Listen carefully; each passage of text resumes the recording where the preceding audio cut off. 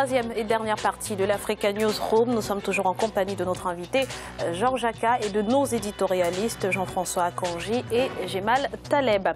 L'actualité économique à présent, cap sur le tourisme à Lualaba. Cette province de la République démocratique du Congo mise sur ce secteur pour diversifier son économie et afin de donner le ton, plusieurs grands travaux de construction ont été lancés dans la région. Voyez ce reportage de notre correspondant Jacques Amboka. Démembré de l'ex-province du Katanga, le Lualaba avec Kolwezi comme capitale est l'une des provinces les plus riches du pays. Productrice du cuivre et de l'or, la nouvelle province s'oriente vers le tourisme comme secteur clé pour relancer son économie et booster son développement. Pour atteindre les objectifs, les autorités investissent dans la construction d'infrastructures, notamment les routes, hôtels, mais aussi l'aménagement des sites touristiques qui se comptent par centaines dans cette province. Les touristes viennent dans un espace où il y a l'amour, dans un espace où il y a la convivialité. Ce sont toutes ces conditions que nous devrions acquérir, mais je crois qu'avec un peu de temps, nous y arriverons. Le plus important maintenant, c'est de préparer les infrastructures, les routes, l'hôtellerie et beaucoup d'autres. Nous croyons dans ce que nous faisons. Je vous donne rendez-vous dans 2 ans. Peut-être que nous ne serons pas là, mais la dynamique que nous créons devra se poursuivre. Parce que je me suis rendu compte que l'élite, les cadres politiques de Kolwezi, tout le monde y croit. Par cette initiative, la province de Lualaba souhaite se libérer de la dépendance des mines dont les cours fluctuent sur le marché mondial. Fruit de la décentralisation matérialisée par le découpage territorial, la province de Lualaba, avec ses multiples sites touristiques, veut ainsi donner le ton à la diversification de l'économie. Il faut considérer ça comme un point de départ d'un travail qui est un travail énorme, qui va impliquer non seulement le gouvernement, parce que le gouvernement fixe le cadre, mais aussi nous y allons et nous y irons en termes de partenariat public-privé, parce que les privés doivent gérer les sites touristiques. La première phase des travaux de la construction des 100 km de routes dites d'intérêt touristique concerne le tronçon Kolwezi-Wansena. Ces travaux ont été lancés le 17 mai 2016 à Kolwezi. Le Lualaba doit retrouver sa place de grenier agricole et s'ouvrir aux passionnés du tourisme en RDC, soutiennent les autorités provinciales.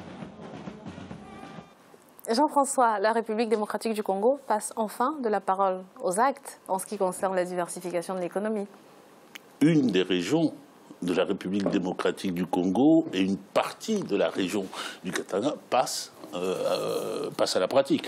C'est une bonne chose qu'on développe le tourisme, mais bon, c'est un épiphénomène, d'une part, dans un océan de chaos.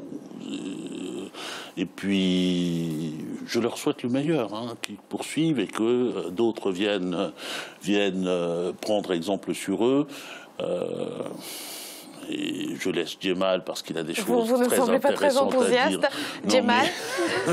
Je remercie beaucoup Jean-François quand il veut me refiler un bébé dont il n'a lui-même pas envie de s'occuper. Non, plus sérieusement. Depuis que je suis né, le pétrole a 40 ans d'existence. Du moins de réserve. Il a toujours 40 ans d'existence ou de réserve. Depuis que je suis né, la diversification de l'économie est le leitmotiv de tous les dirigeants africains. Elle n'est jamais diversifiée, tout le monde le sait. C'est-à-dire que nous continuons à être des États rentiers qui vivons au gré de la hausse, de la baisse des matières premières, que nous ne transformons pas, que nous nous contentons d'exporter et dont la fixation des prix est faite sur d'autres marchés loin de chez nous. C'est extraordinaire. Nous sommes incapables de nous adapter à cette situation-là. Et mieux, la politique est une bonne chose et il faut parler de politique. Si on pouvait, en plus de politique, qui est un noble métier dont il faut parler encore une fois, je ne fais pas du poujadisme primaire, mais il faut aussi parler un tout petit peu d'économie. Et donc, parler de diversification, c'est bien. Il faut libérer les énergies. Il faut créer un marché créateur d'emplois, de valeurs. Il faut se soucier de moins de normes, moins de réglementations. Faire en sorte que ce pays qui est formidable, la République démocratique du Congo, moi j'appelle toujours ça une cocotte minute. Vous enlevez la classe politique et tout explose. C'est un pays génial, composé de génies. Les inventions quotidiennes sont extraordinaires. Il faut les libérer. Et quand vous les libérez, ne vous inquiétez pas, l'économie va diversifier d'elle-même. Merci Jemal. On n'a plus de temps du tout, Jean-François. Pardonnez-moi. En Côte d'Ivoire, les exportations de de café ont augmenté de 20% au premier trimestre 2016. Ceci grâce au plan de relance de l'industrie du café, mais également à une bonne politique de diversification qui lui permet de conserver sa place de 3e producteur mondial depuis près de 30 ans. Explication avec Siamlo, Victoria Sedi.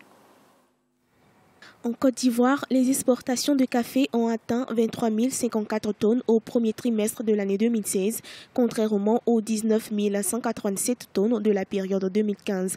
C'est une hausse de 20% que le pays doit à une production soutenue par un plan de relance de la filière café. Ce plan de relance a permis la mise en semences de 8 215 hectares de plantes de pépinières. En 2011, 20 milliards de francs CFA d'investissement pour une période de 10 ans ont été alloués par l'État en vue de renforcer la filière. Cette politique de relance a permis de réaffirmer la place importante des producteurs dans l'essor du secteur et de renforcer le dispositif de renouvellement du verger, des capacités de production en milieu rural pour un meilleur rendement. Il a été mis en place un fonds de relance pour le café.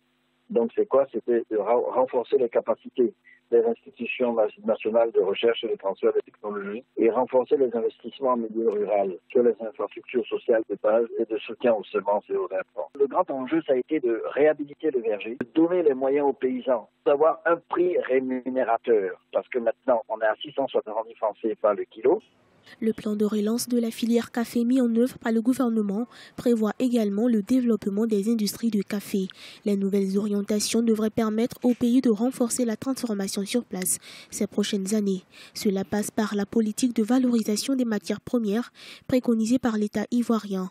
Une politique qui a contribué à un fléchissement des importations à près de 95 898 tonnes de café au cours de ces derniers mois. La politique aujourd'hui du gouvernement, c'est de valoriser les matières premières. On va maintenant vers un système de transformation sur place pour créer beaucoup plus de valeur ajoutée, pour créer beaucoup plus d'emplois et pour rendre le pays à vocation agro-industrie.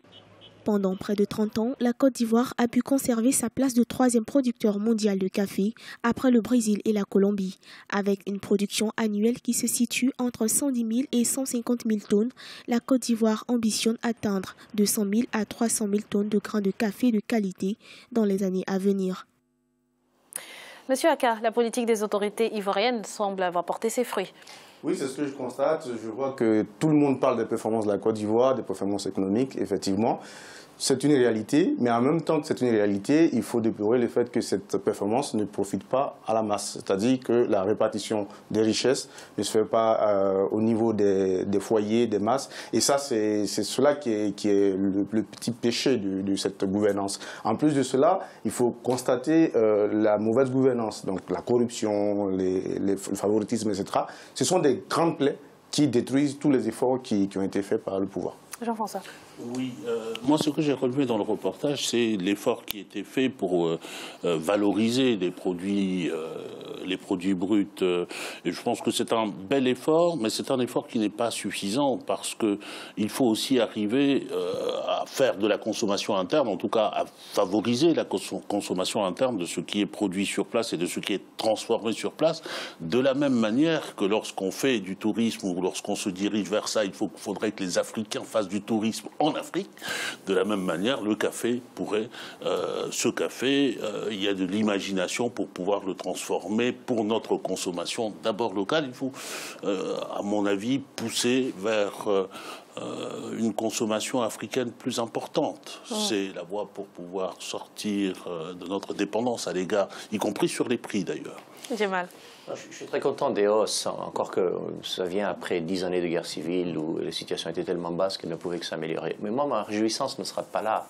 Elle sera, comme le dit Jean-François, quand j'aurai des usines de transformation qui emploient 1000, 2000, 4000 personnes, quand j'aurai un vrai marché du cacao en Côte d'Ivoire où la fixation des prix se fait en Côte d'Ivoire, quand j'aurai une économie liée à tous les sous-traitants qui créent de l'emploi et de la richesse, ce jour-là, je serai content qu'on exporte 10, 20 fois, c'est bien, tant mieux pour les planteurs et les paysans qui bénéficient du fruit de leur travail, c'est pour moi pas suffisant. Merci pour toutes ces précisions. C'est à présent la fin de cette émission. Celle de ce mardi sera consacrée au renforcement des mécanismes de lutte contre le terrorisme en Côte d'Ivoire. Monsieur Georges Aka, merci d'avoir été avec nous. merci d'avoir été avec nous. Je rappelle que vous êtes représentant du Front populaire ivoirien en France et au Luxembourg. Je vous remercie. Djemal, merci d'avoir été avec nous. Merci Raziela, ce fut un plaisir et bonsoir à tous ceux qui nous regardent. Plaisir partagé. Merci à vous Jean-François. Un plaisir comme d'habitude. En France, on ne voit pas si souvent que cela, mais c'est toujours un plaisir. Merci et merci à vous, chers téléspectateurs, de nous avoir suivis. Restez sur Africa 24, l'information continue.